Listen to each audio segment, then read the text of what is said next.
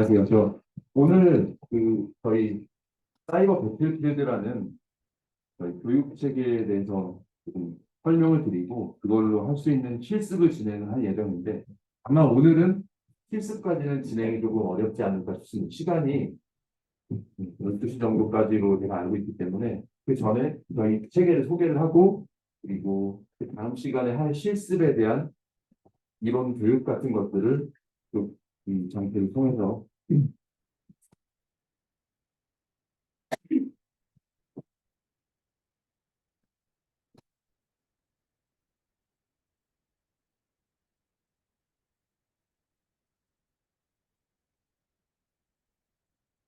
잘 몰라서 그런데 이 전에 저희 대표님도 수업을 진행을 하셨다고 들었는데 그때 혹시 어떤 수업을 들으셨는지 좀 여쭤봐도 될까요? 리눅스 시스템 통해서 뭐 안쪽에서 명령어를 입력한다든지 이런 것들을 진행.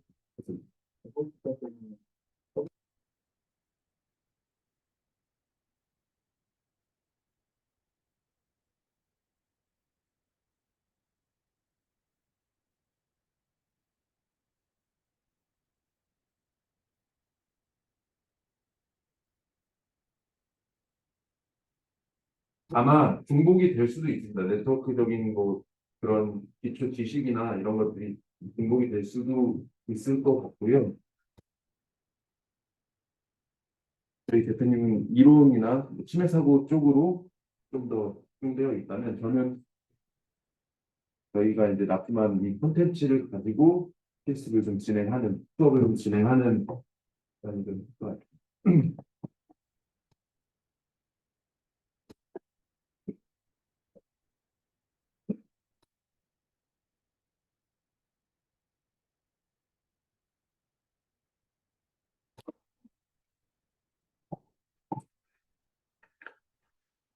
음,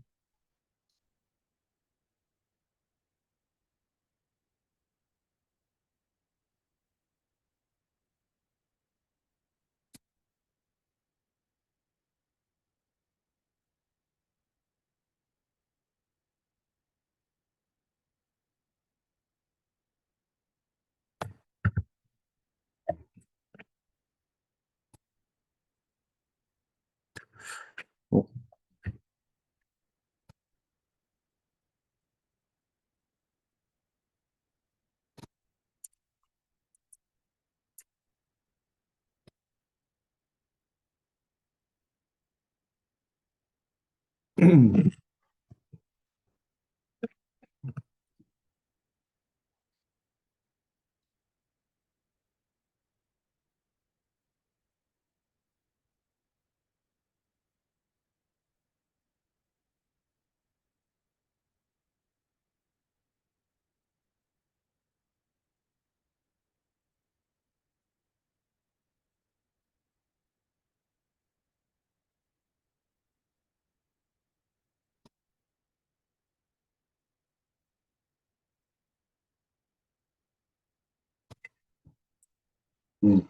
녹화를 해야 된다 그래가지고 약간 좀 부담스럽긴 한데 되는 게 아닌 것 같아가지고 좀 문제가 좀 있을 것 같은 느낌.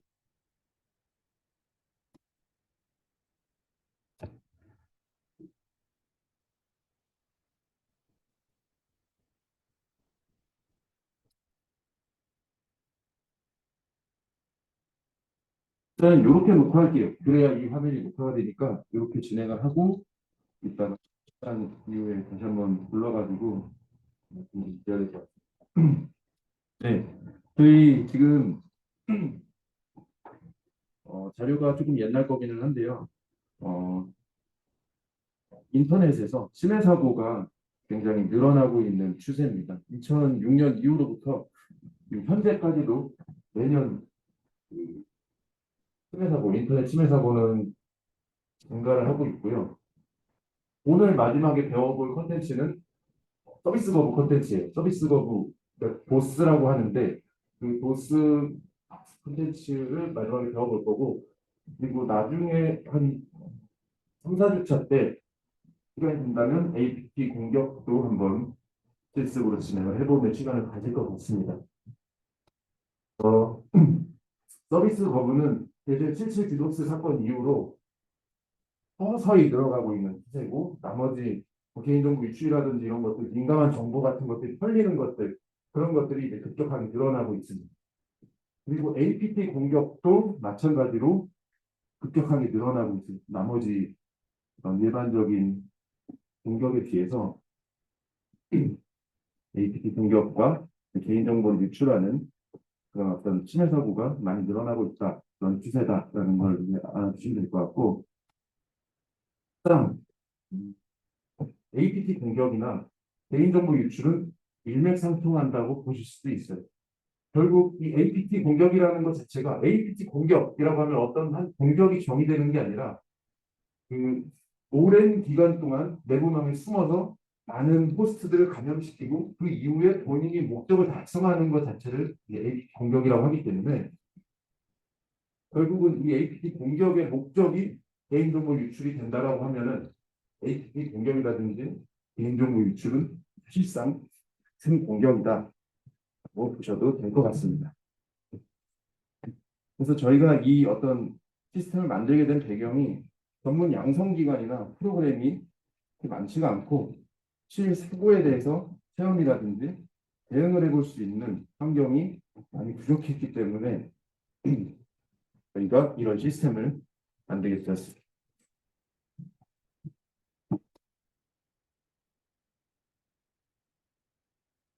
시스템은 어떤 공격에 대한 체험이라든지 그 공격을 맞아본다든지 공격을 해본다든지 하는 그런 어떤 모의 훈련을 실제 환경에서 진행을 하기가 약간 제한되기 때문에 가상화 기술을 통해서 구현된 어떤 모의 침해 대응 훈련장 저희 이 안에 서버에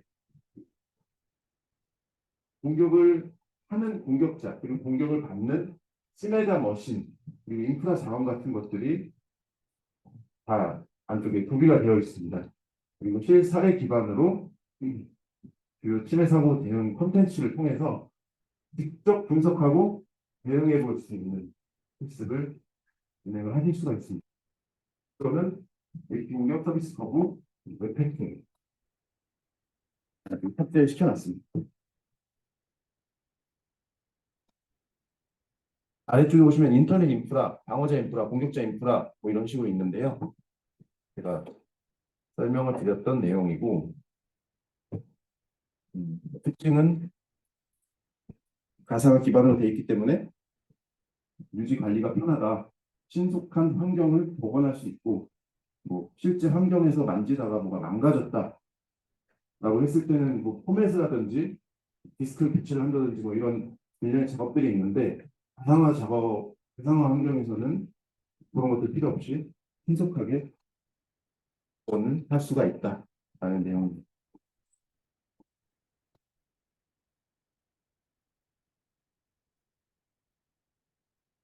요거는 이제 실습 문제를 푸는 어떤 침해 대응 절차에 대한 학습을 할 수 있는 예시입니다. 지금 우측에 여러분들 우측에 보이시는 화면이 문제 풀이를 할 수 있는 웹페이지라고 생각을 하시면 될 것 같고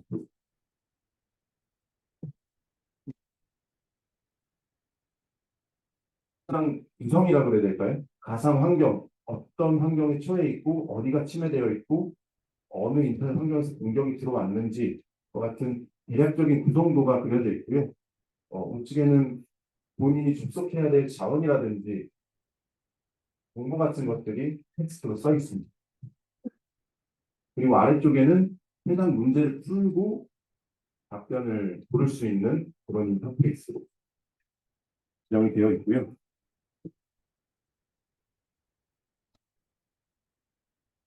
보시면은 이건 이제 분석 머신에서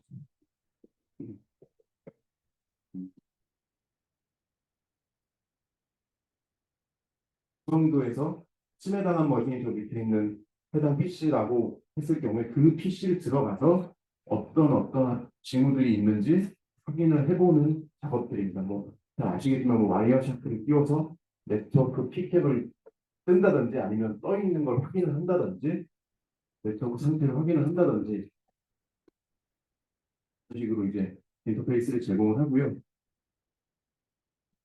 나중에 실습을 하게 되면 헷갈리시는 부분들이 있어요. 어떤 부분들이냐면 이 웹페이지, 문제풀이 웹페이지와 이쪽에 있는 실습 환경이 따로 있기 때문에 실습 환경은 저희들이 나중에 특별한 작업을 통해서 가상 환경으로 접속할 수 있는 환경을 여러분도 PC에 만들어 주셔야 돼요. 그래야 그냥 이쪽으로 들어와가지고 제가 말씀드린 실습들을 진행을 할 수 있기 때문에 그거는 이따가 슬라이드에서 같이 진행을 좀 해보면 될 것 같고, 어쨌든 헷갈리지 말아야 하실 거는 우측에 있는 문제풀이 환경과 우측에 있는 실제 환경, 그 가상 환경으로 들어가서 실제로 뭐 이것저것 만져볼 수 있는 실습 자원이 별개로 되어 있다. 그거를 좀 헷갈리시지만 않으면 될 것 같습니다.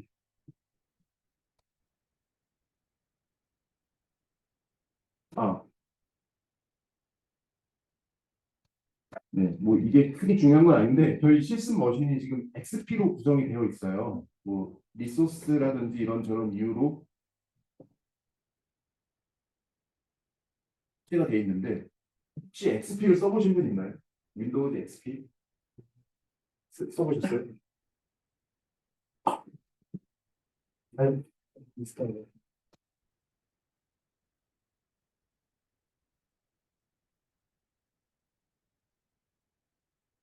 약간 인터페이스가 좀 오래돼 보이고 약간 촌스러워 보이는, 지금 보면 옛날에는 굉장히 세련된 UI였는데 지금 봤을 때 XP는 약간 좀 그런 것. 혹시라도 써보신 분이 있는지 찾아봤습니다.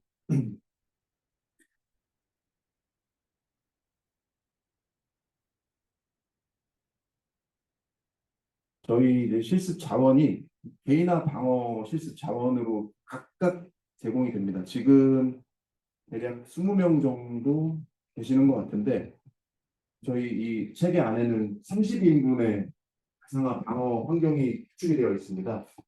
그래서 사용자방에는 막성 코드 감염된 PC라든지 아니면 그냥 분석만 할 수 있는 분석 PC라든지 극성 메일 수신을 하는 그런 PC라든지, 그리고 서버망에는 뭐 IDS, 착한 웹 서버, 정보를 유출하는 정보 유출 피해 서버, 그리고 웹방화벽 같은 것들이 있는데 지금 뭐 웹방화벽 같은 거는 사용을 하지는 않고요.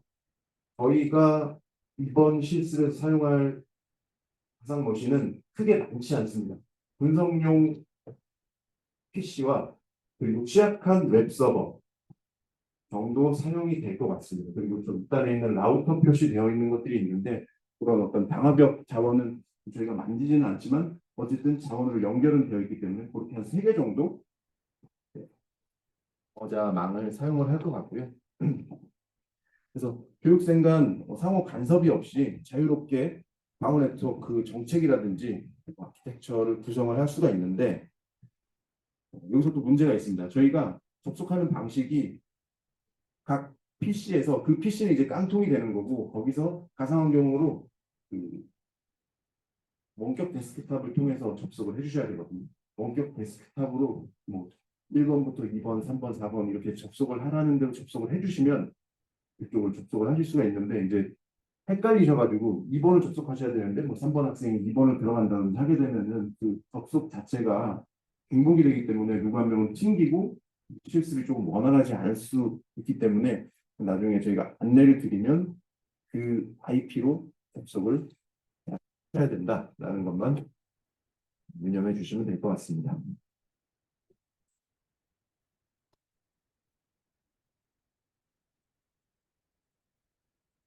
네, 주요 콘텐츠입니다. 뭐 다른 거는 크게 말씀드릴 거는 없고 저희가 오늘 해야 될 콘텐츠에 대해서 말씀을 드리자면 일단 서비스 거부 콘텐츠라고 말씀을 드렸고 그 중에서도 플로러리스, 보스 등 이론 및 실습을 좀 진행을 좀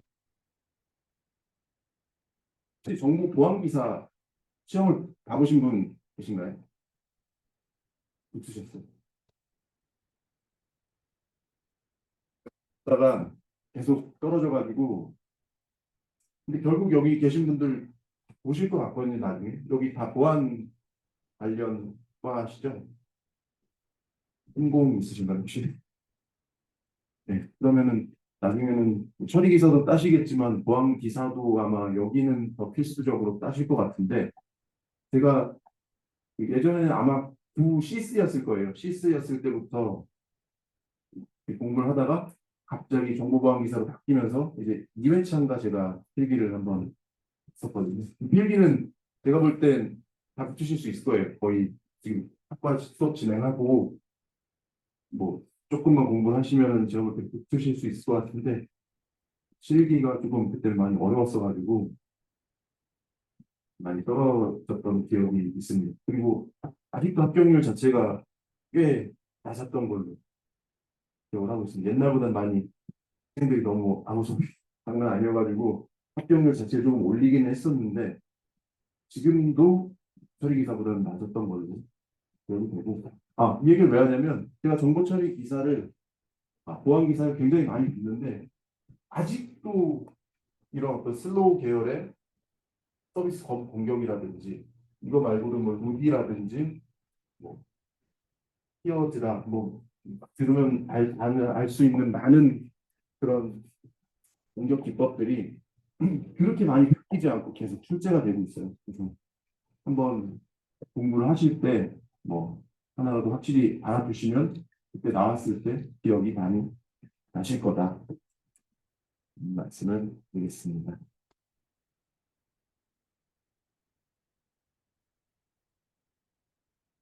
상황을 설명하면 트래픽 현황 분석을 통해서 정상적인 서비스가 제공이 되지 않는 이유를 분석을 하게 될 거고요. 결국 도스 공격이기 때문에 해당 서비스를 중지를 어떻게 어떤 공격에 의해서 당했고 왜 그렇게 됐는지 그리고 어떻게 해야 정상으로 바뀔 수 있는지 조치할 수 있는 그런 것들을 이제 배우고 해볼 예정입니다.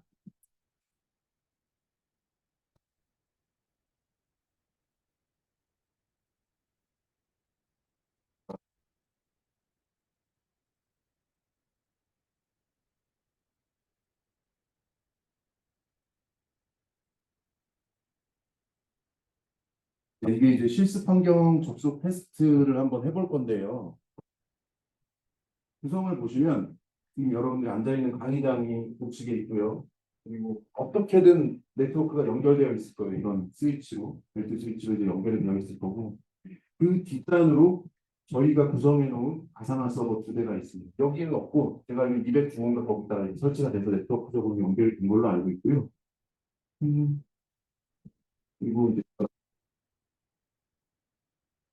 있고 여러분들은 여기를 접속을 해주셔야 되는 거예요.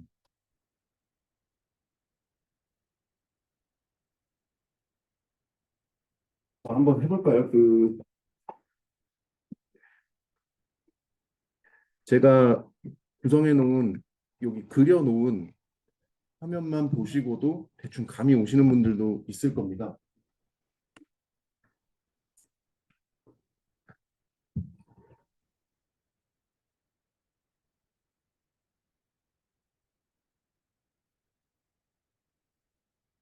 지금 뭐 핑 같은 거를 한번 날려보실 수 있나요? 8888로 한번 핑 날려보실래요? 그러면은 핑이 가는지 안 가는지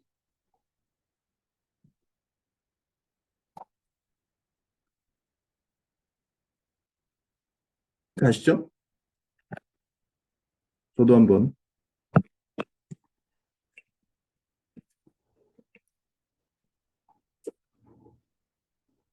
네, 이런 식으로 이제 핑이 간단 말이에요. 그럼 여러분들 PC는 아마도 인터넷에 연결이 돼 있고 살이라는 구글 DNS IP 쪽으로 핑이 가게 됩니다. 그러면은 다 인터넷이 되는 PC다라는 거를 짐작해 볼 수가 있어요. 근데 저희가 접속할 곳은 인터넷 환경이 아니라 이 학교 내부 서버실에 구축되어 있는 어떤 가상 환경이란 말이에요. 그 가상 환경을 들어가기 위해서는 뭘 조작을 좀 해줘야 돼요. 뭘 조작을 해야 돼요.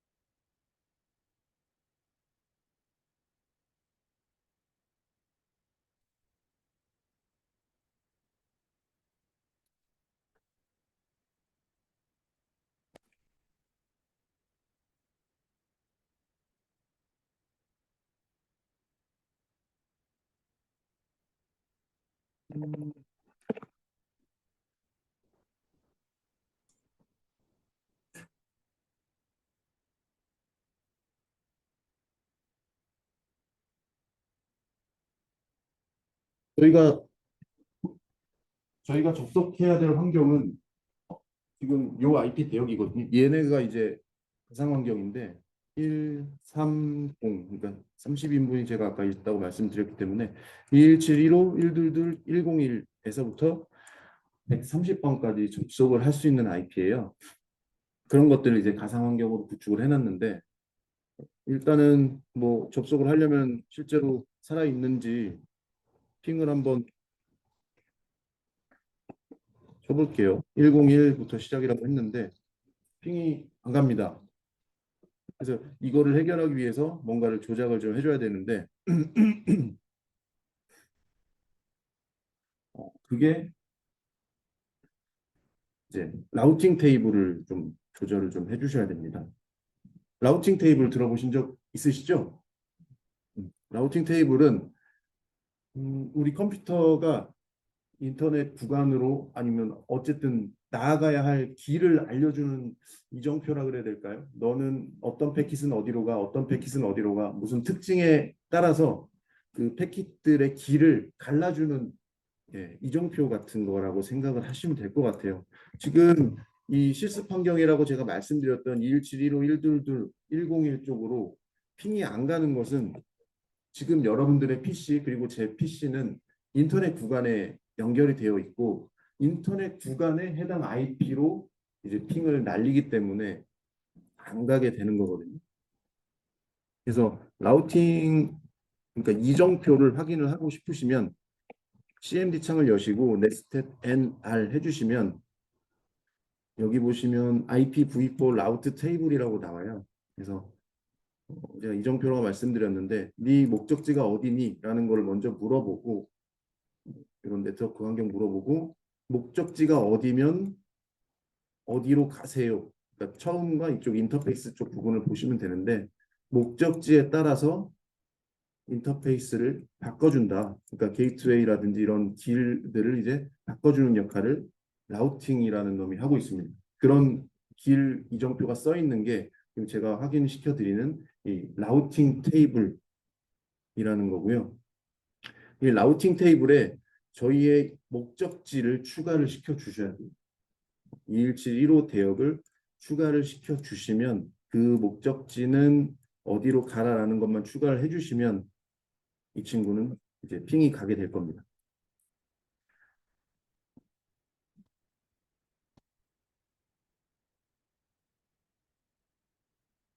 보실래요? 여기 밑에 나와 있는 것처럼 이거 근데 관리자 권한으로 CMD 창을 열어주셔야 라우팅 케이블을 추가를 시켜주실 수가 있어요. 라우트 한 칸 띄고 add 21715 122에 한칸 띄고 마스크 마지막에 스파가 띄고 게이트웨이를 써주시면 되는데 여러분들이 디폴트 게이트웨이 놔두고 이 목적지로 가는 것만 게이트웨이를 바꿔주는 작업을 지금 하는 겁니다. 그래서 게이트웨이가 저 IP가 뭐예요? 라고 물어보시면 지금 보시면 이 가상 환경의 가장 앞단에 있는 라우터라고 생각을 하시면 될 것 같아요. 그래서 이 명령어를 치시고 확인 느낌표 이렇게 나오면 등록이 된 거거든요. 그러면 이제 핑이 갈 겁니다. 제가 이게 너무 아래에 있어서 안 보이는 것 같은데 조금 더 크게 메모장에 적어볼게요.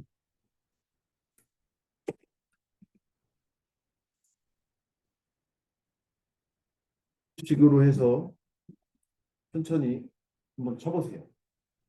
확인이라고 나와야 됩니다. 뭐 에러가 뜨거나 그러면 다시 하셔야 됩니다.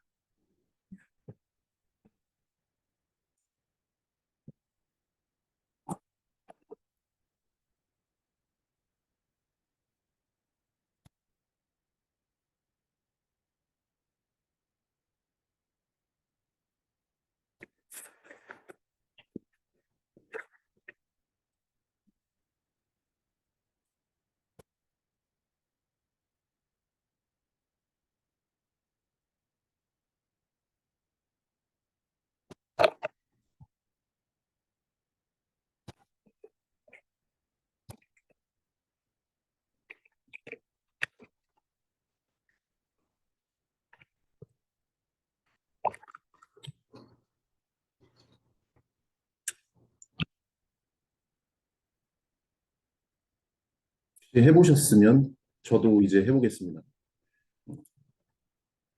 이건 이제 해보시니까 제가 관리자 권한으로 나는데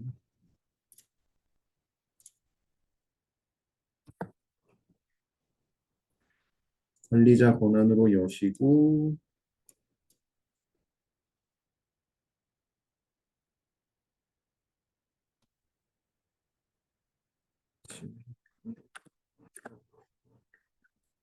좀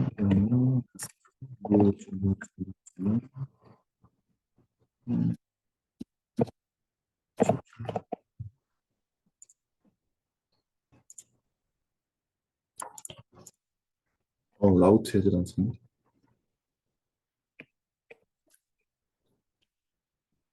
자, 이렇게 해서 엔터를 치면 이렇게 확인이라고 뜨셔야 돼요. 확인. 그러면 라우팅 테이블에 이런 녀석이 들어간 겁니다. 뭐 아까 제가 알려드렸던 네스텟 쳐보시고 NR 해보시면 이쪽 IPv4 경로 테이블에 여기에 들어가 있네요. 217, 15, 122에 24대요. 그러니까 C클래스죠. C클래스는 전부 다 기본 게이트웨이를 타는데 너만 이제 10.200 7.166을 하세요. 이런 식으로 이제 길을 만들어 줬습니다. 그럼 핑을 한번 날려볼게요.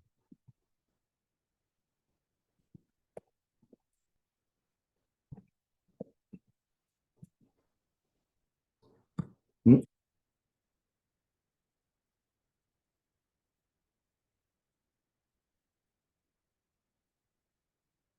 이거는 제가 아직 가상 머신을 켜지 않았기 때문에 이렇게 지금 아직 핑이 안 가는 것 같습니다. 그래서 뭐 수업을 어차피 이론이 계속 진행이 되니까 진행을 하면서 중간중간 뭐 쉬는 시간이라든지 그럴 때 제가 작업을 해놓으면 이제 환경을 들어올 수 있는 상태가 될 것 같습니다. 일단은 이렇게 라우팅 테이블에 요 라인이 들어가 있으셔야지만 나중에 실습을 좀 진행을 하실 수가 있어요. 그 부분 보시고 이제 수업을 계속 진행을 좀 드리겠습니다. 네, 이런 식으로 확인하고 중복 접속을 유의를 꼭 해주십시오. 나중에 접속을 하실 때에는.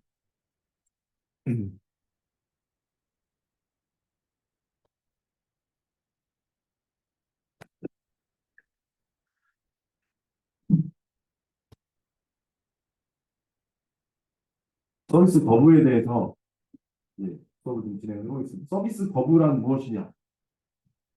뭘까요? 서비스 거부. 단어가 주는 느낌 자체가 이렇게 밝은 느낌은 아닌데 말 그대로 이거는 제가 생각했을 때 뭐 어디 정의되어 있는 건 아니지만 서비스 거부라는 것은 뭐 어떤 공정명, 뭐 예를 들어서 뭐 SQL 인젝션 뭐 이런 것들이 이제 공정명이 될 수가 있는데 제가 생각했을 때 이 서비스 거부라는 것은 어떤 피해자, 그러니까 피해 뭐 머신에 대한 상태라고 생각을 해주시면 될 것 같아요. 그래서 너 서비스 거부 공격해봐 라는 말은 맞지가 않아요. 너 SQL 인젝션이 DB에 해봐 이거는 맞아요. 근데 서비스 거부 공격해보세요. 그러면은 어, 제가 생각했을 때는 이제 어떻게 공격을 진행을 해야 되나? 막히는 거죠. 서비스 거부는 이 어떤 웹서버가 내가 서비스를 할 수 없는 상태에 이르렀을 때 서비스 거부 상태에 빠졌다라고 하는데 이제 서비스 거부 공격을 해봐라는 말은 그래서 제가 봤을 때 약간 틀린 말이다라는 생각이 좀 들고요. 그러면 서비스란 무엇인가요? 서비스. 제가 서비스 거부는 서비스를 불능 상태에 만들게 되는 어떤 그런 서비스가 불능 상태에 되는 상태 그런 거라고 이제 말씀드렸는데 그러면은 그 제가 말씀드렸던 서비스란 무엇이냐? 서비스 뭔가요?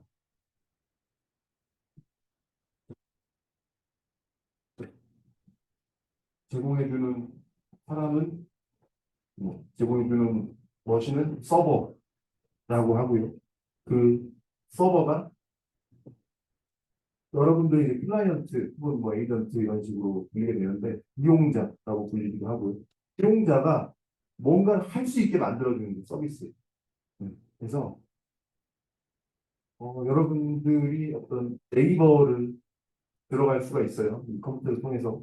그러면 네이버는 여러분들에게 무슨 서비스를 하고 있는 건가요? 포털 사이트? 좋았습니다. 웹 서비스라고 하시면 될 것 같아요. 조금 더 큰 의미로. 포털 서비스도, 그러니까 서비스의 개념도 약간 크게 보냐, 작게 보냐에 따라 다른데, 포털 서비스도 당연히 맞아요. 네이버가 해주는 서비스가 더 많기 때문에 제가 질문이 잘못됐던 것 같아요. 네이버 웹브라우저를 통해서 들어가면 무슨 서비스 해주냐? 포털 서비스도 맞고 웹 서비스도 맞아요. 그리고 네이버에서 메일 서비스를 들어갈 수가 있어요. 그거는 이제 메일 서비스가 엔드라이브 들어갈 수 있습니다. 그 클라우드 뭐 그런 이제 서비스를 제공을 해주는 겁니다. 그래서 이 서비스란 말이 또 굉장히 많이 쓰이기는 하는데 결국은 서비스는 우리가 제공받을 수 있는 어떤 것 그런 것들을 이제 서비스라고 생각을 해주시면 돼요. 이게 봐, 이거 서비스를 챗 GPT한테 물어봤더니 이렇게 이제 막 답변을 막 해주더라고요. 그래서 예 이렇습니다. 그래서 너무 어려운데 결국은 이제 중요한 거는 우리가 받을 수 있는 어떤 그런 뭐 메일 서비스라든지 웹 서비스 뭐 그런 서버를 통해서 우리는 서비스를 받는다. 이메일 서버를 통해서 이메일 서비스를 받는다. 웹 서버를 통해서 우리는 웹 서비스를 웹 서버가 어디에 있건 그런 것들이 중요하지 않아요. 결국은 우리가 웹 브라우저를 통해서 인터넷 주간에 있는 이 웹 서비스를 받을 수 있는 겁니다. 그래서 서비스의 개념은 그렇습니다. 지금 여기 뭔가 말이 많지만 네, 서비스는 이런 것들이에요. 웹 서비스 그리고 DB 서비스 DB 서비스를 혹시 받아보신 적 있으세요? 있으시군요. 역시 약간 IT 그쪽이라서 그렇긴 한데 뭐 DB 서버를 본인이 세우고 DB에 직접 쿼리를 날리거나 뭐 개발자라면 쿼리를 짜거나 수정하거나 거기서 또 뭐 어떤 데이터를 뽑아내가지고 다른 데 제공을 해주든 DB를 핸들링할 수도 있고 그런 것들도 당연히 서비스인데 일반인들이 아는 DB 서비스는 아마 없을 수도 있어요. 왜냐하면 DB는 바깥에 드러나는 부분이 아니라 결국 웹 서버, DB 서버가 세트로 거의 묶여서 여러분들한테 제공을 해주기 때문인데 이 웹에 있는 어떤 수많은 정보들 같은 것들은 결국은 뒷단에 있는 DB 서버에 또 물어봐서 여러분들한테 알려주거나 그래서 이렇게 이런 식으로 연결이 되어 있는 거고 이 DB는 사실 전통적인 DB를 말할 수도 있고요. 전통적인 DB는 뭐예요? 여러분들이 알고 있는 MySQL, 뭐 오라클 DB, 마리아 DB들 쓰는 것 같고요. 그런 DB, 전통적인 관계형 DB가 될 수도 있는 거고요. 또 다른 DB가 혹시 뭐가 있을까요? 다른 형태로 이런 어떤 데이터를 저장할 수 있는 서비스를 제공한다. 그냥 DB라고만 말했지만 클라우드 서비스도 네, 제 의도는 그런 것들이었어요. 환경 DB를 요즘 이제 거의 안 쓰는 추세이기도 해서 혹시 엘라스틱 서치라고 들어보셨나요? 그런 것들을 이제 많이 쓰거든요. 그게 아니고 막 클러스터링을 해서 DB 우리가 알고 있는 DB 형태로 집어넣는 게 아니고 저도 잘 몰라요. 근데 그런 어떤 빅데이터는 들어보셨을 거예요. 빅데이터 처리 엔진을 이제 많이 쓰기 시작했습니다. 뭐 하도 엘라스틱 서치 그런 것들도 이제 사실상 크게 보면 데이터베이스라고 할 수도 있죠. 그래프를 표현하기 위한 그래프 DB, 뭐 네오포제이라든지 뭐 그런 것들도 크게 보면 수가 있습니다. 그리고 DNS 서비스, DNS도 사실 여러분들한테 많이 공개가 되지는 않았지만 DNS 뭔가요? 알고 계신 것 같아요. 알고 계시죠? DNS는 하는 일이 굉장히 많습니다. 근데 일반 사용자들이 느끼기에는 여러분들이 이제 요즘에는 IP를 수동으로 입력하지도 않으니까 모를 수도 있는데 결국 여러분들이 접속하는 네이버, 구글, 뭐 다음, 카카오 등등은 결국은 사람들이 잘 기억 못하는 IP로 접속을 결국엔 IP로 접속을 하는 거거든요. 마지막에는. 근데 그 전에 사람들은 이제 IP를 못 외우고 그 도메인명을 외울 수는 있잖아요. 네이버닷컴, 뭐 이케아 메일.네이버닷컴, 구글닷컴 다 알고 뭐 얘를 지메일로 바꾸고 싶다? 메일.gmail.com 메일.구글닷컴 해도 되고 그냥 gmail.com 해도 되고 네. 뭐 네이버 지도로 가고 싶다. 앞에 맵.네이버닷컴 이런 식으로 그냥 우리가 알고 있는 그러니까 사람에게 친숙한 것들만 이제 사람들이 외워지기 때문에 그걸 외우고 있으면 그거를 웹브라우저 혹은 앱, 어플리케이션에 적는 순간 뒷단에서는 이 컴퓨터가 혹은 어플리케이션이 DB가 이 DNS 서버한테 물어보는 거예요. 웹.네이버닷컴을 물어봤는데 그 IP는 뭐야? 라고 이제 그 해당 사용자 혹은 사용자가 사용하는 PC 기기한테 이제 알려주게 되는 거예요. 그리고 그 기기는 알고 있는 도메인으로 접속을 하는 게 아니라 웹.네이버닷컴은 3.3.3.3이야 라고 알려줬으니까 그 컴퓨터는 그 IP로 접속하게 됩니다. 그런 것들을 해주는 게 ENS라고 합니다. 도메인 네임 서비스 같은 것 같아요. 그래서 뭐 아래쪽에 카카오톡 같은 거를 그려놓은 거는 서비스의 종류는 제일 처음에 말씀드렸지만 그렇게 뭔가 한정 지을 수는 없고 여러분들이 제공받는 모든 것들이 서비스다. 네. 앱, 어플리케이션 뭐 이런 것들도 이제 라고 생각을 해주시면 될 것 같고요.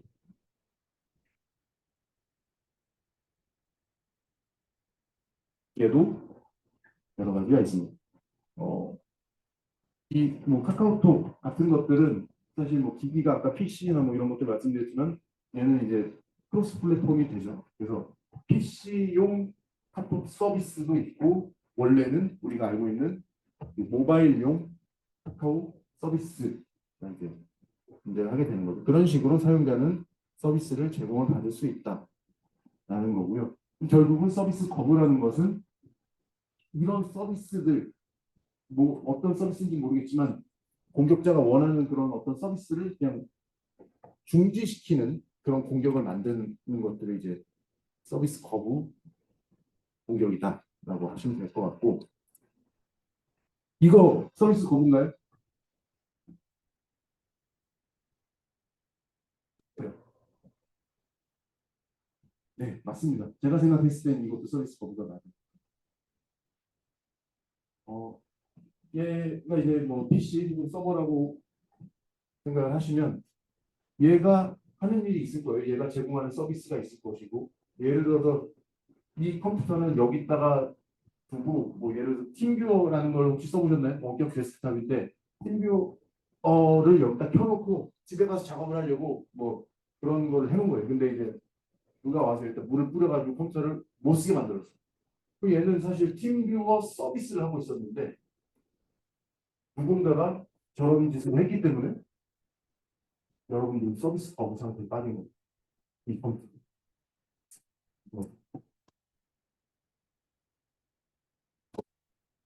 설명을 드리기 위해서 약간 과격한 그림을 썼지만 서비스 거부가 맞아요. 서비스 거부가 맞습니다. 네.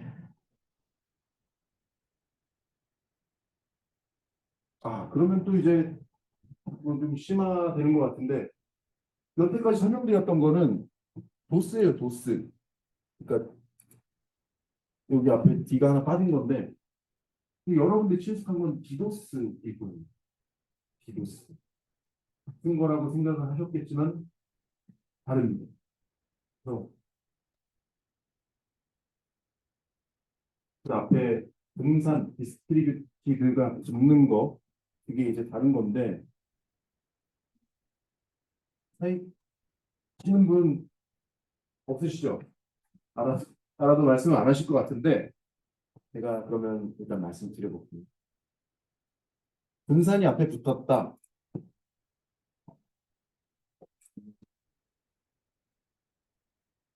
다른 그림으로는 이렇게 표현이 될 것 같습니다.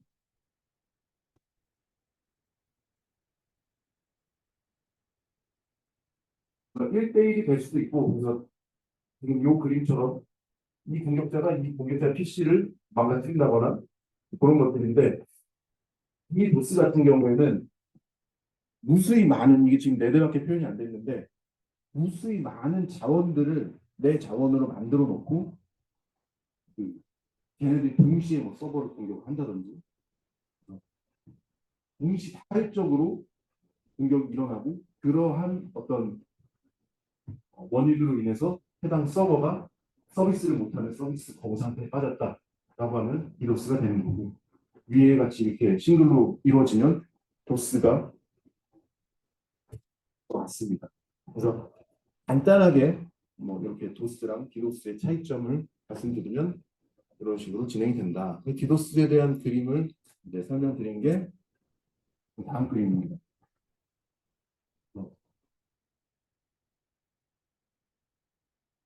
공격자가 어딘가 외부망에 있고 컨트롤러라고 하는 애도 있고, 이 컨트롤러가 얘네들을 전부 다 자기 편으로 만들어요.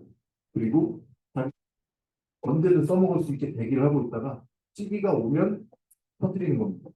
그런 식으로 해서 뭐 공격을 하고 이렇게 서버는 빠지게 되는 겁니다. 이런 것들을, 이러한 어떤 행태를 한 서비스 거부라고 보시면 될 것 같고요.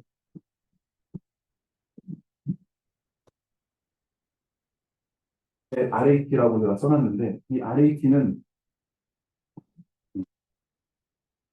저랑 아마 거의 일맥상통하는 말이긴 할 것 같은데, 실제로 보안 업계에서는 RAT라는 말을 더 많이 쓰는 것 같아요. 리모트에서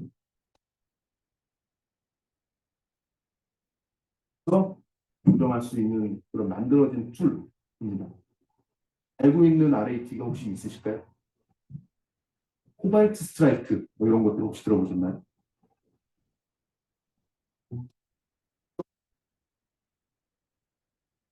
어떤 공격자 그룹에서 이제 특정 서버나 이런 것들을 공격하기 위해 만든 그런 것들을 이제 RAT 프로그램이라고 합니다. 프로그램 종류는 굉장히 많고 동작하는 방식도 다 달라서 참여하는 방식도 다 조금씩은 차이가 있을 수 있습니다. 근데 결국은 그런 것들을 이용해서 하는 것들은 이제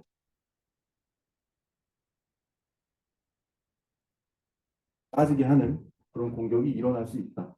물론 이제 이거는 분산 디도스에 대해서 설명을 드린 거기 때문에 이런 공격을 할 수가 있는데, 뭐 APT적인 영역을 봤을 때는 이렇게 좀비 PC라는 말 많이 들어보셨을 거예요. 이게 제가 아까 자기 편이 됐다고 말씀드렸지만, 얘네들은 어떤 메일을 통해서든 아니면 길거리에서 준 USB건 뭐 친구가 준 어떤 카카오톡을 통해서 준 파일이건 그런 것들을 실행을 시켜서 결국은 이 컨트롤러 RAT 쪽으로 다 있게 되는 거거든요. 켰다는 것은 이제 좀비 PC가 됐다는 건데, 좀비 PC가 됐다. 그러면 얘네 PC들은 켜져만 있다면 언제든 내 컨트롤을 받을 수 있는 PC들을 조정할 수 있는 건데, 이 안에 기능들이 굉장히 많습니다. 뭐 어디를 켜라, 뭐 이런 것들도 당연히 있을 수 있고, 이게 안쪽에 있는 폴더나 그런 뭐 그 안에서 파워쉘을 실행을 할 수도 있고, 사실 파워쉘이 실행된다는 거는 파워쉘은 윈도우즈의 그냥 CLI 구현이라고 생각을 하시면 돼요. 파워쉘이 되면 윈도우즈에서 여러분들이 마우스 클릭, 키보드 할 수 있는 것들을 다, 다 자기가 이제 권한을 다 쥐어잡고 컨트롤을 할 수 있는 상태가 되는 거고, 그 안쪽에 뭐 이런 감염된 PC들 중에 좀 회사를 노렸다라고 하면은 그 회사의 특정 누군가가 감염이 될 때까지 기다리는 거예요. 뭐 예를 들어서 재무관리자에 대한 PC 권한을 얻고 싶다, 기다리는 거예요.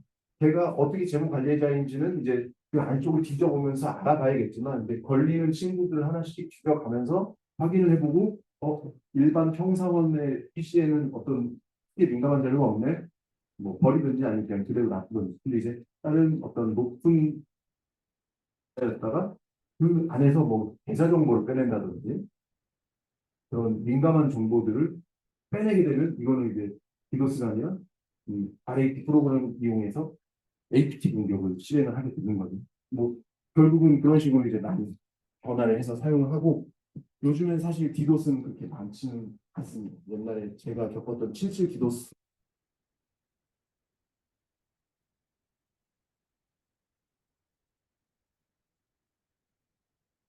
RAT 프로그램 예시만 하나 보고 조금만 쉬었다 가시죠.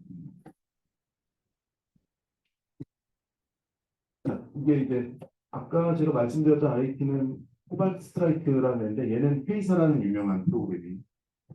페이사 이 프로그램 자체가 이제 RAT 프로그램이고 안 걸려 있는데 그 아까 하나씩 하나씩 걸려준다는 게 밑에 이제 라인이 하나씩 생기게 되는 겁니다. 걸리면 어떤 나라에 누가 걸렸고 누가 걸렸고 하는 것들이 다 내 컨트롤 하에 있다라는 얘기고 그걸 가지고 보시면 뭐 시스템의 뭐 할 수 있는 직업들을 쭉 이제 진행을 하는 걸 보실 수가 있습니다. 이런 식으로 AT 프로그램 예시를 한번 살펴봤습니다. 말씀드렸다시피 잠깐 쉬는 시간에 저는 필습을 위한 작업을 좀 진행을 하고 여러분들은 자유롭게 쉬시다가 11시까지 예, 착석해 주시면 될 것 같습니다.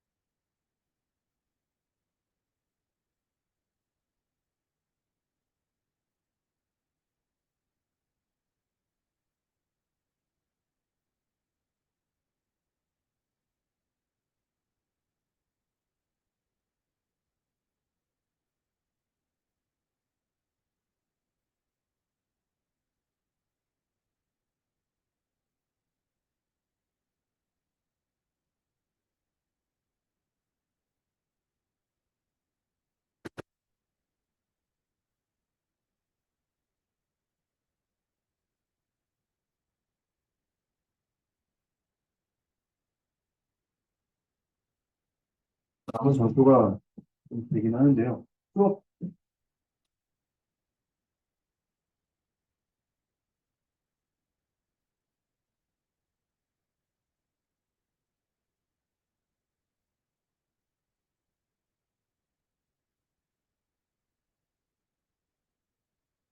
수업은 뭔가 대표적으로 이슈가 있는 것 같아요. 그래서 제가 시스템을 다 찾는데도 불구하고 안쪽으로 지금 되거든요. 그래서 오늘은 뭐 실습을 하지 않아도 될 것 같아서 진행을 하고 그만 이제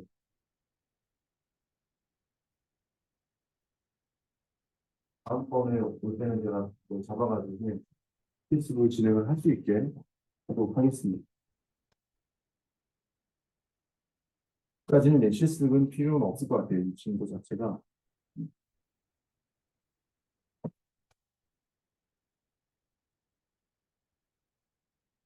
진행을 해보겠습니다. 그러면 막 왔다 갔다 할 거예요. 서비스 거부 나오고 다시 분산 서비스 거부 나오고 막 그리고 서비스 거부 안에서 어떤 종류들이 있는지와 같은 것들을 계속 바꿔가면서 설명을 또 드릴 건데 잘 들어주시면 될 것 같습니다. 그래서 서비스 거부 중에 신클루딩이라는 녀석이 있습니다. 신클루딩.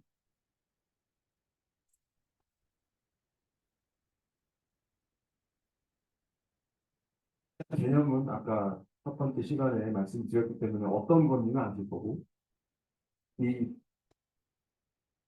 시간은 기법을 통해서 서비스 거부 상태에 빠뜨리는 걸 이제 말을 하게 되는데 이 신클루딩이 무엇이냐?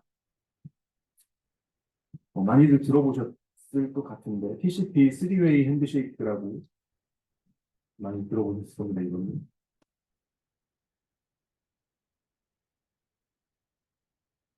앞쪽에 이제 TCP가 붙었다라는 것은 UDP가 아니라 ICMP가 아니라 TCP 통신을 하겠다라는 건데 이 TCP 통신을 하기 위해서 무작정 데이터를 주고 받고 하는 것이 아닌 약속 같은 거라고 생각하시면 될 것 같습니다. TCP 통신, 데이터 통신을 하기 이전에 우리는 TCP 3웨이 핸드쉐이크라는 약속을 만들어서 우리끼리는 이대로 하면 데이터를 통신을 할 수 있게 약속을 하자. 이게 TCP 3웨이 핸드쉐이크입니다. 어, 원리 자체는 되게 간단하기는 한데 이게 간단하게 그림을 그려서 간단한 거지 사실 보안기사나 처리기사 때 보면은 얘는 이거보다는 조금 복잡하게 설명이 되어 있을 거예요. 왜냐하면 플러스 넘버를 이제 계산을 하고 걔 플러스 1을 더해서 얘한테 분당 뭐 이런 개념들이 있는데 사실 여기서는 그런 것들이 중요한 게 아니라 어떤 요인이 서비스 거부를 만드는지 그런 것들을 이제 공부하는 시간이기 때문에 그런 것들은 따로 공부를 받고 간단한 개념만 여기서 이제 쓰게 있는 쉐이크를 보시면 이쪽은 사용자입니다. 이쪽은 사용자고 우측은 서버예요. 서버. 서비스를 제공하는 서버인데 TCP에 뭐 웹 서비스를 제공을 하든 뭔가 서비스를 제공을 하고 있는데 그런 서비스를 제공받기 위해서 우리가 먼저 약속을 했던 것처럼 패킷이라는 애를 보내 그 서버한테 최초 단계인 겁니다. 이 통신, TCP 통신을 하기 위한 완전 최초 단계 신 패킷을 보내게 됩니다. 이 패킷은 뭐예요? 까먹었나 마신 프로메이즈의 약자인 것 같은데 그냥 서버한테 물어보는 거예요. 들리니? 그러니까 통신 되니? 라고 먼저 물어보는 거예요. 그럼 서버는 응답을 다시 해줍니다. 액이 아마 에크놀로지인데 들려. 액 이렇게 보내고 그 앞에 신도 같이 플래그를 세워서 나가게 됩니다. 액 패킷을 얘한테 보내는데 들리니? 들려. 너도 들려? 신 패킷을 다시 물어보는 거예요. 결국은 신 패킷은 들려? 라는 질문이라고 생각하시면 될 것 같고 액은 그냥 들린다 라는 대답이라고 생각하시면 될 것 같아요. 쉽게 생각을 하면 들리니? 들려. 너는 어때? 너도 들리니? 나도 들려. 라고 이렇게 서버한테 얘기를 해주면 이 스비엔드 쉐이크가 끝나게 되고 네, 이 다음에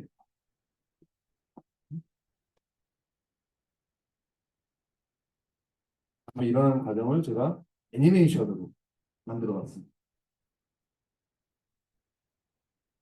서버와 이쪽, 이게 왼쪽이 여러분들 좌측이 사용자고요. 사용자 PC고 우측이 서버가 되겠습니다.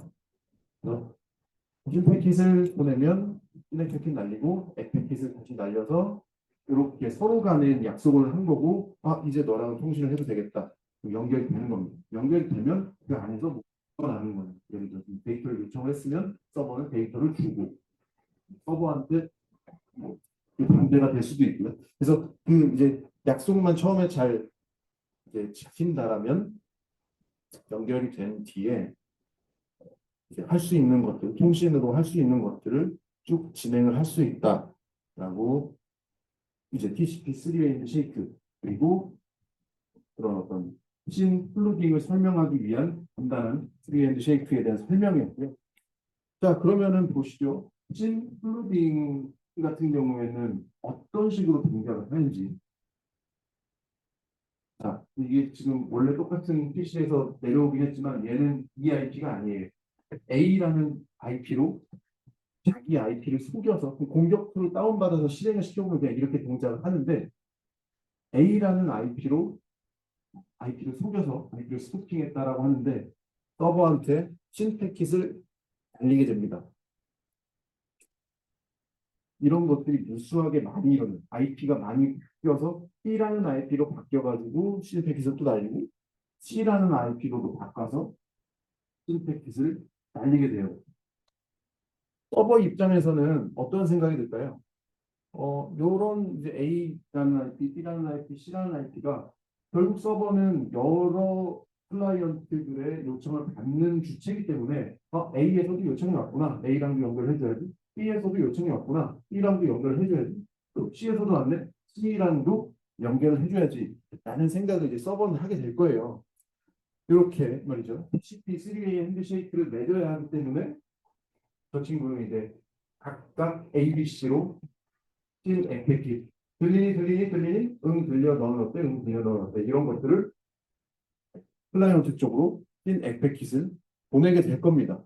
근데 제가 말씀을 드렸다시피 ABC는 허브의 IP, 믿는 IP가 아니라 가짜 IP, 만들어진 IP, 실제로 있을 수도 있지만 인터넷 공간에 있을 수도 있지만 그냥 무작위로 막 전화번호 생성하는 뭐 그런 프로그램처럼 IP를 생성하는 프로그램에서 무작위로 만들어낸 프로그램이 만들어낸 IP고 그 IP로 그냥 대답을 해주는 거예요. 저 서버는. 그래서 서버 서버 쪽에서 나 들려 너는 어때라고 했는데 대답이 없는 거죠. 없는 IP이기 때문에. 이런 것들이 수만 개씩, 수십만 개씩 쌓이게 되면 아무리 서버라지만 서버 쪽에서도 TCP를 연결할 수 있는 그 TCP 연결 자원, TCP-Q라고 하는데 그 Q가 완전히 꽉 차버려요. 그래서 TCP를 Q가 소진이 됐기 때문에 더 이상의 새로운 연결, 그러니까 이 공격자가 하는 연결 시도뿐만 아니라 정상적인 사용자가 나 저 서버에 접속하고 싶은데라고 했을 때도 접속을 못하는 상태가 되어버립니다. 그게 서비스 거부 상태가 이 친구의 서비스 거부 상태가 된 건데 원인은 신 플루딩이라는 공격 기법 때문에 TCP2가 소진이 됐고 그 TCP Q 연결 자원이 소진이 됐기 때문에 더 이상 새로운 연결 못 받는다. 즉 서비스 거부 상태가 되었다. 라는 겁니다.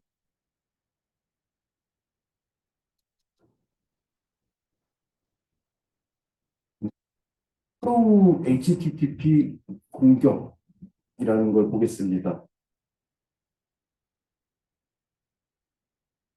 여기까지는 이제 TCP 단계예요. TCP.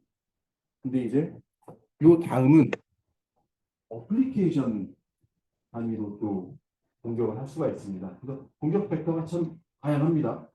그 TCP-Q를 먼저 마비를 시켜가지고 뭐 HTTP 연결이건 뭐건 그 윗단계로 아예 못 올라가게 하는 방법이 있을 수도 있고 TCP 연결까지는 오케이. 근데 그 뒤에 나는 이 웹서버의 HTTP 연결 자원을 완전 잡아먹겠어. 그래서 이제 서비스를 못하게 만들겠어라는 이제 HTTP 서버, 웹 서버를 공격하는 이제 서비스 거부 방법이 있을 수가 있습니다. 자, 우리가 웹브라우저에 어떤 주소창에 주소를 치면 혹은 뭐 어떤 도구를 통해서 주소를 어떤 걸 요청을 하면 정상적인 요청은 이렇습니다. 클라이언트 사용자가 웹서버에 접속을 시도하고 제가 원하는 페이지를 요청을 해요. 네이버닷컴을 쳤어요. 그러면 웹서버에서는 그거를 응답을 해줘야 됩니다. 그래서 내가 요청한 페이지 뭐 네이버닷컴에 뭐 예, 레일스 뭐 이런 것들을 요청했어요. 그러면은 그걸 맞는 페이지를 사용자한테 응답을 해줍니다.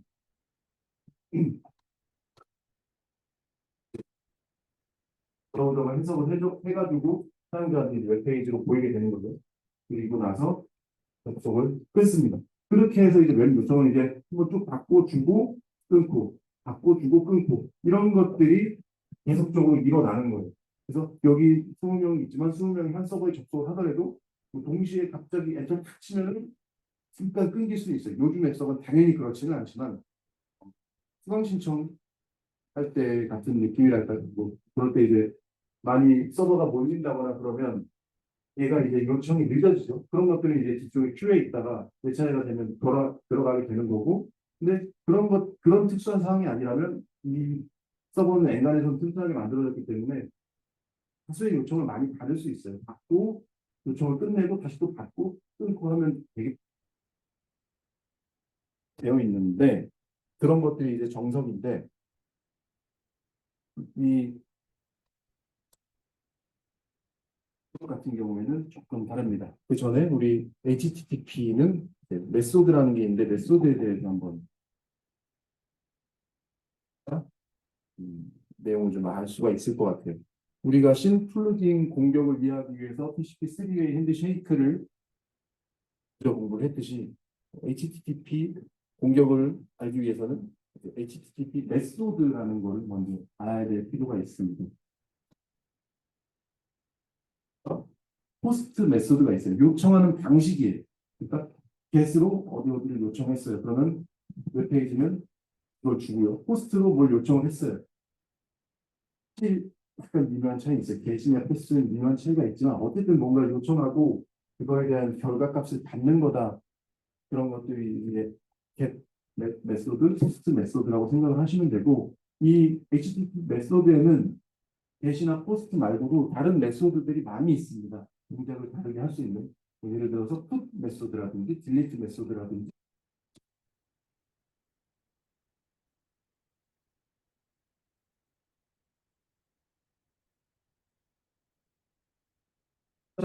저희는 get 메소드와 post 메소드를 가지고 이야기를 할 겁니다. 네, 간단하게 설명을 드리면 포스트 메소드는 예시에서 보시면 예시의 그 URL이라고 하나요? 요거 요청하는 요 URL이 포스트는 example.com, example.php 끝나버렸고 get 메소드를 통해서 요청하는 것은 example 뭐 이렇게 하고 뒤에 물음표하고 키는 뭐 value 뭐 이런 식으로 이쪽에 파라미터 값 같은 것들을 쭉 이어서 붙여서 요청을 하고 있습니다. 자, 이 차이는 그러니까 get 메소드 같은 경우에는 이게 어디에 뭐가 있는지 막 이렇게 쭉 뒤쪽에다가 뒤에 그 문자들을 붙이고 그거를 한 번에 쭉 당겨올 수가 있어요. 그런 것들이 이제 교회할 수가 있는 거고 포스트 같은 경우에는 조금 다른 방식으로 교회가 가능하다. 뭐 예를 들어서 포스트는 로그인 폼 같은 거를 이제 얘는 어떤 특정 페이지를 요청하는 거라면 뭐 네이버의 뉴스 페이지를 요청하는 거라면 얘는 네이버 로그인을 할 때 네이버 메인 페이지에서 그 안쪽에 보면은 아이디 패스워드 쓰는 공간이 있어요. 그런 데다가 이제 아이디 패스워드를 집어넣고 포스트로 이쪽에 날리게 되면 페이지가 이제 자기한테 보이게 되는 거죠. 아니면 뭐 마이 페이지라든지 그런 식으로 이제 포스팅 운영을 하게 되는 거고, 그래서 당연히 교회 맞습니다. 네. 차이점을 조금 더 자세히 보면 요청 헤더입니다. 요청 헤더. 요청에는 요청 헤더와 바디로 나눠져 있고요. 그리고 응답도 이제 바디, 응답 바디가 오는데, 이제 get과 post의 요청 헤더 차이를 봐주시면 돼요. 그리고 get은 뭐뭐에 여기 거꾸로 읽으시면 되는데 포스트 테스트닷컴에 뭐 보드의 뭐 아이디는 테스터라는 뭐 이런 조건들을 쭉 치고 그 페이지를 보여줘 하는 게 이렇게 다 보셨든지 그냥 그 대표 URL만 일단 포스트로 요청을 하게 되고,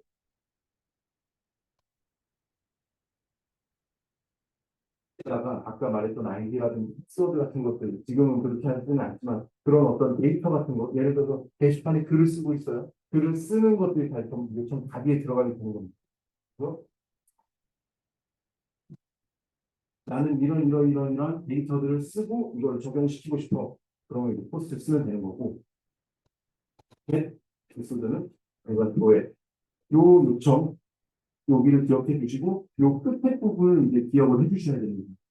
슬로우 HTTP 공격의 이제 가장 중요한 부분, 다른 부분이 여기서 나타나기 때문에 get 요청은 요청을 끝낼 때 이런 정보들을 쭉 쓰고요. 포스트 정보 쓰고 유저 에이전트 정보 쓰고 유저 에이전트 뭐 RN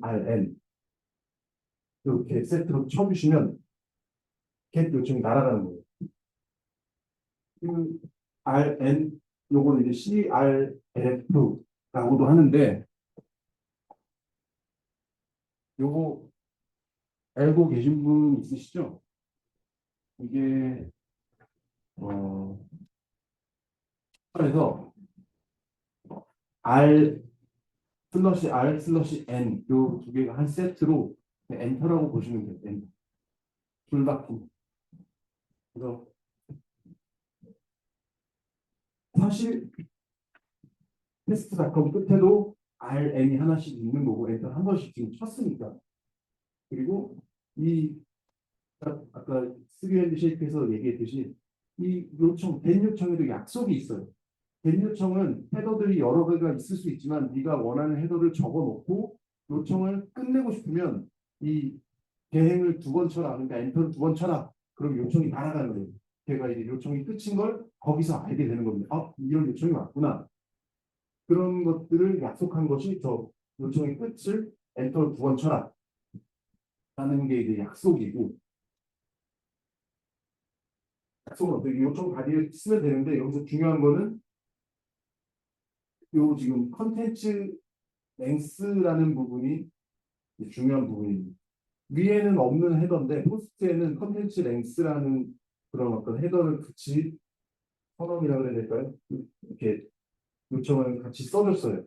이 컨텐츠 랭스라는 거는 음, 내가 어떤 게시판에서 글을 쓰는데 그 크기는 128바이트로 제한할 거야. 그 컨텐츠 크기는 128바이트가 될 거야. 라고 미리 선언을 해놓는 겁니다. 그래서 좋은 예가 될 수 있을지 모르겠지만 여러분들 어떤 게시판에 글을 쓸 때 밑에 뭐 500자 이내라고 하면 글자 수가 점점 줄어드는 것들이 있는 페이지가 있어요. 뭐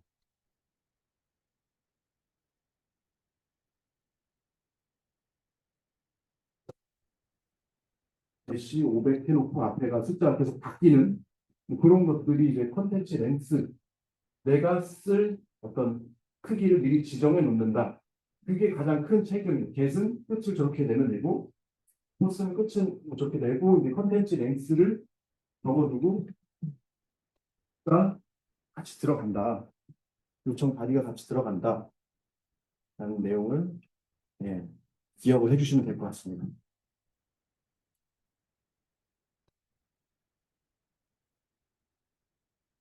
그래서 포스트 공격에 대한 예시를 한번 같이 보시죠.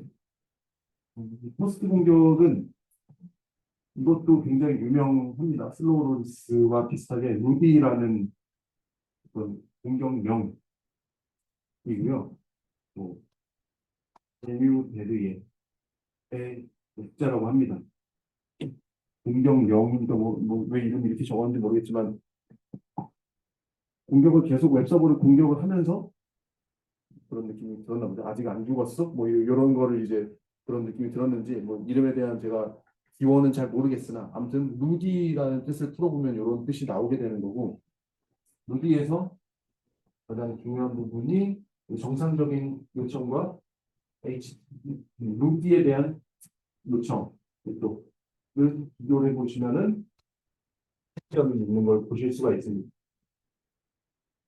이게 여러 가지로 많이 쓰이고 있는데 그 공격명이 자꾸 뭐 포스트 공격이냐, 루비 공격이냐, 포스트 도스 공격이냐, 뭐 이렇게 자꾸 이야기가 많이 혼동해서 들으셔가지고 혼란스러우실 수 있는데 다 똑같은 말입니다.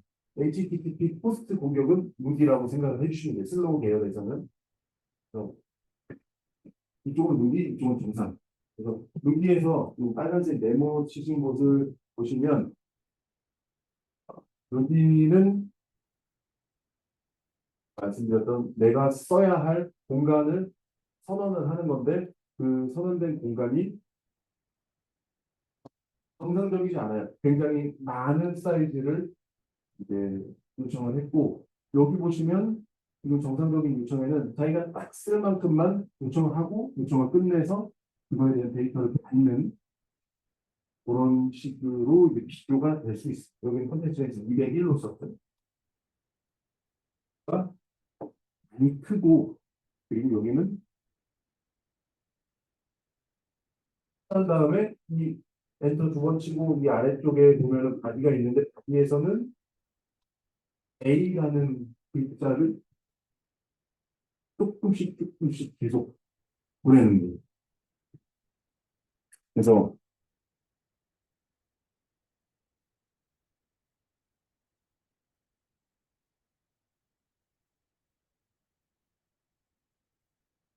웹 요청에 대해서는 요청 받고 응답 주고 끝, 요청 받고 응답 주고 끝 그런 과정들이 계속 반복돼야 다음 요청을 받을 수 있고 서비스를 원활하게 할 수 있는데 이 공격에서는 얘가 계속 컨텐츠 랭스를 채울 때까지 사실 어떻게 보면 요청이 끝나지가 않는 거죠. 포스트 요청이 저 10만 바이트, 100만 바이트인가요? 저 콘텐츠 랭스 바이트를 채울 때까지 이 요청은 끝나지가 않아요. 그래서 A라는 그 al파벳 하나가 결국은 1바이트인데 요거를 뭐 연결이 끊기지 않게 계속 잡고 있으면서 막 30초간 아니면 1분간 한 번씩 A라는 문자를 조금씩 보내면서 연결 자원을 계속 먹고 있는 거예요. HTTP 연결 자원을 서버에 대한 연결 자원을 계속 먹고 있기 때문에 내가 어, 다음 요청을 받을 수 없는 상태, 즉 빠지게 됩니다.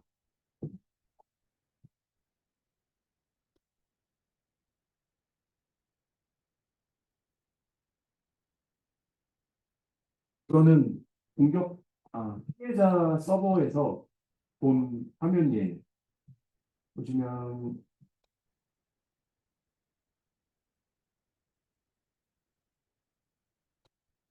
서버 IP가 될 거고요. 80 서비스를 하고 있는 이 친구들이 이 라인 하나하나가 다 연결을 먹고 있는 거라고 보시면 됩니다. 요 196.8.129라는 공격자한테 이 HTTP 연결 자원들을 전부 다 사용하고 있는 거예요. 저 끝에 보면은 끝에가 이제 현재 상태를 나타내게 되는데 이 현재 상태가 다 이스타블리시드다라고 하는 것은 라는 뜻이거든요. 근데 이 연결이 끝나면은 얘는 안 보일 거예요. 근데 이제 요 라인들이 계속 보인다라는 것은 연결이 끝나지 않고 계속 유지를 하고 있는 상태다. 그래서 다른 요청을 받을 수가 없는 상태다. 예, 그런 상태가 됐다. 이게 이제 루디 공격의 예시고 루디 공격을 받은 피해자 서버의 상태라고 보시면 될 것 같습니다. 네, 그리고 슬로우 로리스. 요거는 포스트 이 슬로우 로리스 공격 같은 경우에는 get 메소드를 이용해서 공격을 진행을 하게 됩니다.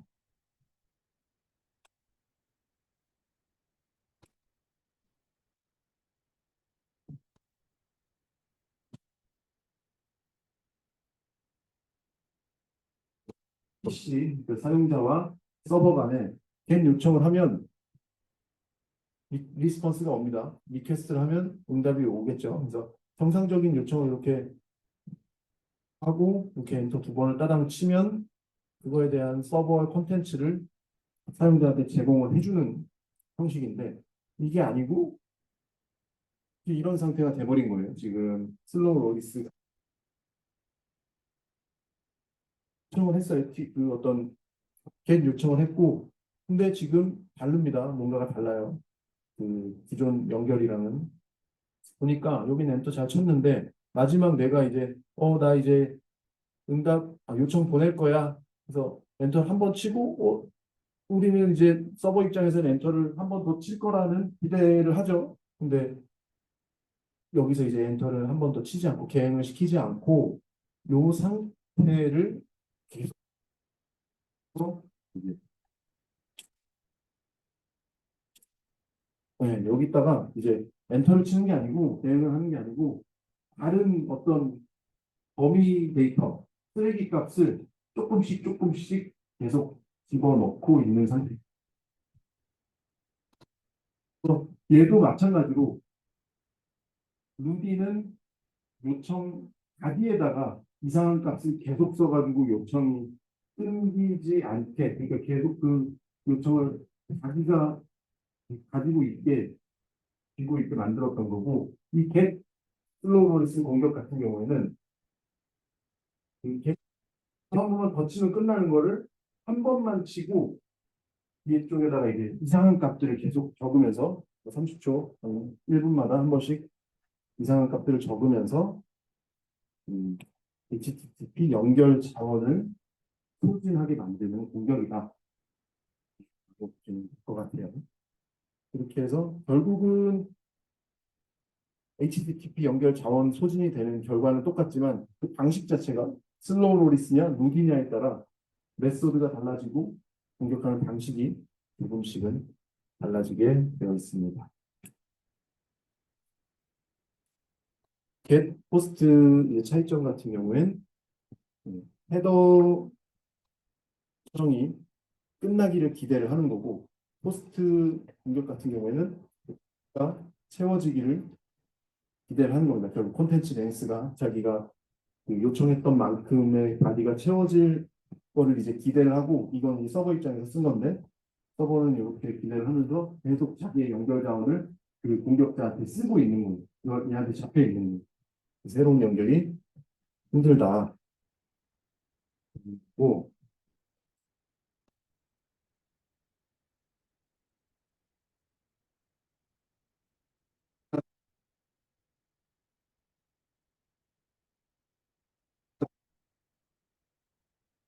신플루깅 그 전에 말씀드렸던 신플루깅 같은 경우는 TCP 자원을 소진시키는 그 어떤 서비스 거부 형태인데 이 두 개의 차이점은 요건 이제 요거는 아까 보셨던 그림 HTTP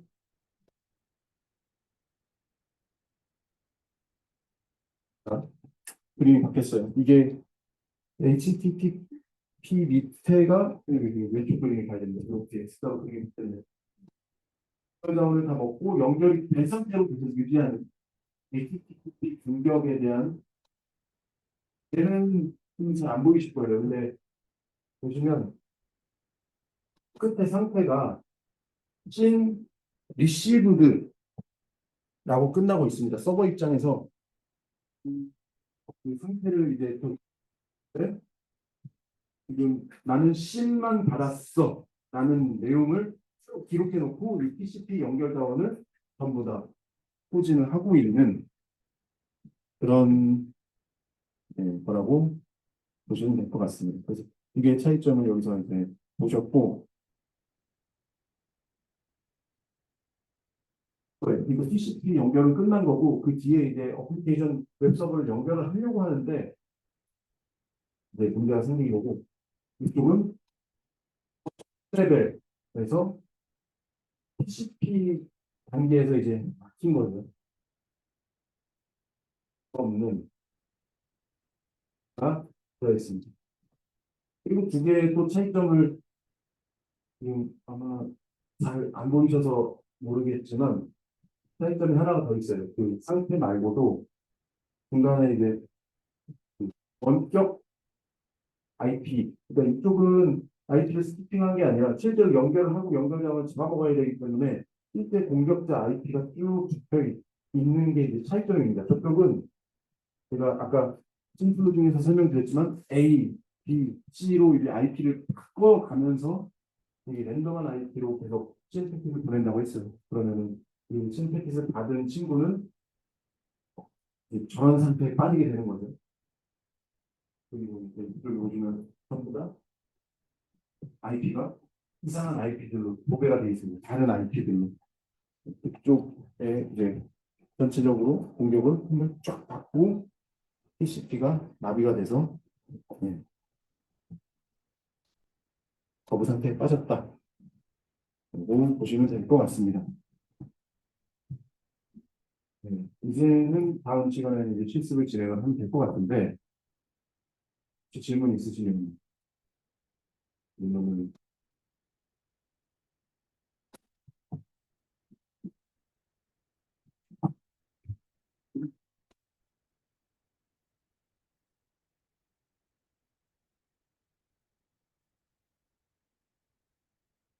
주시면은 저는 이정